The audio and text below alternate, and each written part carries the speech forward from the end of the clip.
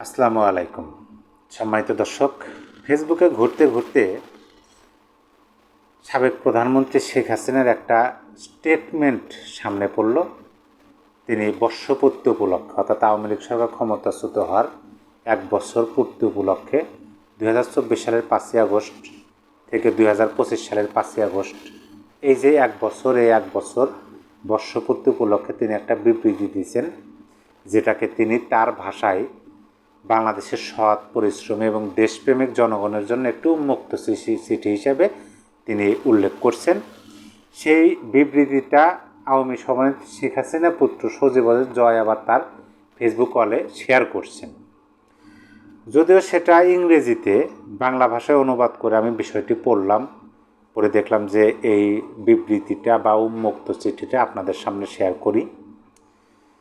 তিনি এখানে লিখছেন যে গণতন্ত্রের পতনের ১ বছর পূর্তিতে, তিনি এখানে ক্ষমতাচ্যুত বর্ষপূর্তি এখানে লেখেন নাই, তিনি লিখছেন যে গণতন্ত্রের পতনের ১ বছর পূর্তিতে, অর্থাৎ তিনি বোঝাতে চেয়েছেন যে আওয়ামী লীগ সরকার যখন ক্ষমতাচ্যুত হলো তখন গণতন্ত্রের পতন হয়েছে। এটাই বলে তিনি বলতেছেন যে গণতন্ত্রের ১ বছর পূর্তিতে এটি, অর্থাৎ এই বিবৃতিটি, এটি বাংলাদেশের সৎ, পরিশ্রমী এবং দেশপ্রেমী জনগণের প্রতি একটি উন্মুক্ত চিঠি।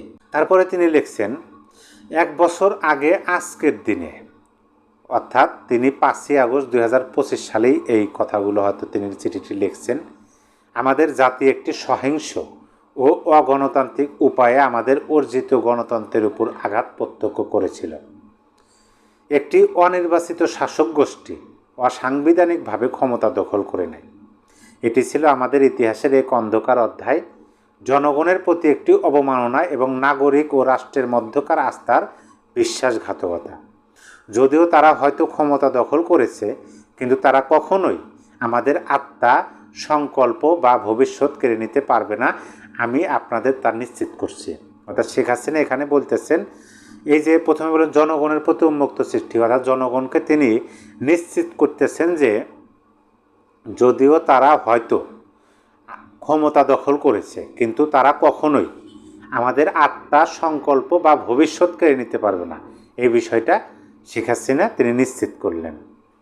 অন্যায় ও দমন পীড়নের মুখে আমি আপনাদের বাংলাদেশের জনগণের অসাধারণ সাহসিকতা প্রত্যক্ষ করেছি।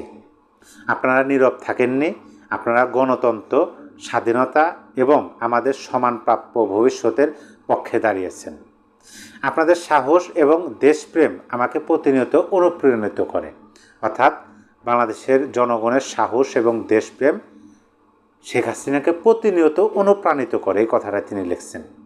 গত ১ বছর আমাদের কঠিন সময়ের মধ্য দিয়ে নিয়ে গেছে, কিন্তু একই সঙ্গে আমাদের মানুষের মধ্যে অটুট বন্ধনের প্রমাণও দিয়েছে। আমরা কষ্ট সহ্য করেছি, কিন্তু সেই কষ্টের মধ্যে আমরা ঐক্য ও উদ্দেশ্য খুঁজে পেয়েছি।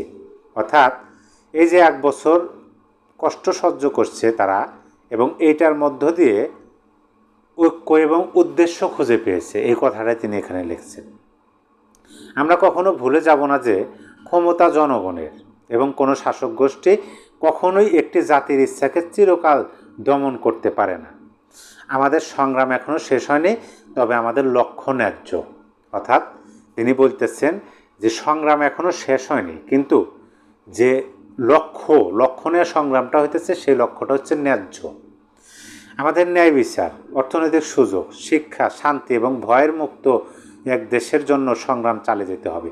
এখানে তিনি কী জন্য সংগ্রাম চালিয়ে যেতে হবে এই কথাটা উল্লেখ করছেন, ন্যায় বিচার, অর্থনৈতিক সুযোগ, শিক্ষা, শান্তি এবং ভয়ের মুক্ত একটি দেশের জন্য, যে দেশে কোনো ভয় থাকবে না।